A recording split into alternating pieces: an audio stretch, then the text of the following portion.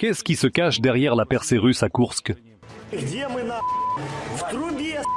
Des drones? Des troupes nord-coréennes? Marines et parachutistes? Quelles tactiques avancées les occupants ont-ils utilisées? Cette percée restera certainement dans les manuels de tactique militaire. La route à travers l'enfer. Où l'ennemi exerce-t-il la plus forte pression? Et en fait, tout ce qui bouge vole. Est-il possible d'encercler l'armée ukrainienne? Poutine a fixé la tâche. Les faits de la semaine détaillent ce qui se passe dans la direction de Koursk.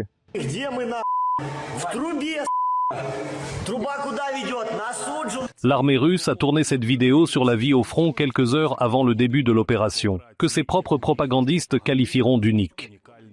Cette percée restera certainement dans les manuels de tactique militaire. Jusqu'à présent, il n'y a pas eu un seul cas dans le monde de la pratique où elle a été effectuée par le biais d'un gazoduc principal.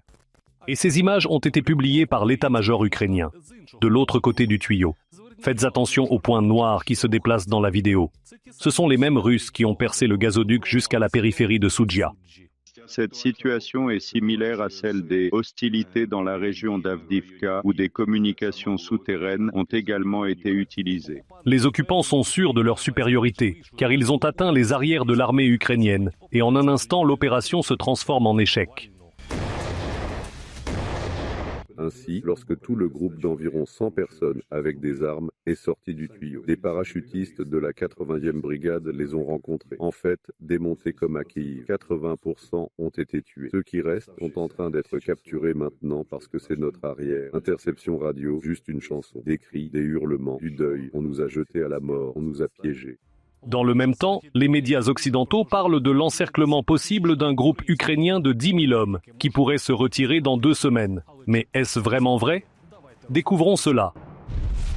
Forbes rapporte, la Russie a profité de la décision de l'administration Trump de cesser de fournir à l'Ukraine des renseignements et des munitions et a déployé la semaine dernière son unité de système sans pilote la plus efficace, Rubicon, des centaines de troupes nord-coréennes, des marines et des parachutistes à Koursk.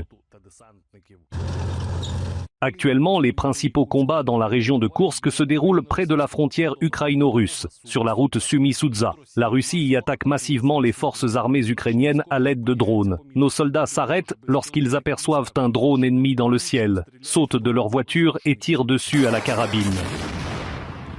Les analystes occidentaux disent que le groupe de drones russes Rubicon a pu contourner les brouilleurs ukrainiens grâce à des drones de haute qualité et à des systèmes de contrôle qui changent rapidement de fréquence. Cela a permis d'attaquer là où la plupart des drones russes tombaient auparavant. Ainsi, pour livrer des munitions ou évacuer des blessés, nos défenseurs doivent littéralement traverser l'enfer. Et en fait, tout ce qui bouge, tout ce que les moscovites voient, vole. En gros, ce sont des drones FPV, des Lancet, comme quelque chose de Lancet, c'est-à-dire des drones d'attaque plus sérieux. Mais ce qui est spécial sur cette route, c'est que Yunakivka-Soudja est la route logistique la plus connue, aujourd'hui le checkpoint de Soudja. Il s'agit en fait de la principale entrée sur le territoire de la région de Koursk. Le plan de l'ennemi est donc assez évident. Si vous ne coupez pas physiquement, alors par l'influence du feu, ou arrêter le fonctionnement de ces chemins. Et maintenant, ils sont très pressés. Il reste environ 350, plus ou moins, 5-10 km² sous contrôle.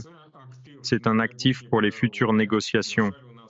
Malheureusement, nous avons des territoires que nous aimerions libérer de cette manière. Faire tomber cet atout des mains de l'Ukraine est l'une des tâches de l'armée russe. Poutine aurait donné un délai pour le faire avant le 9 mai. C'est pourquoi le commandement russe a amené des réserves considérables dans la région de Koursk.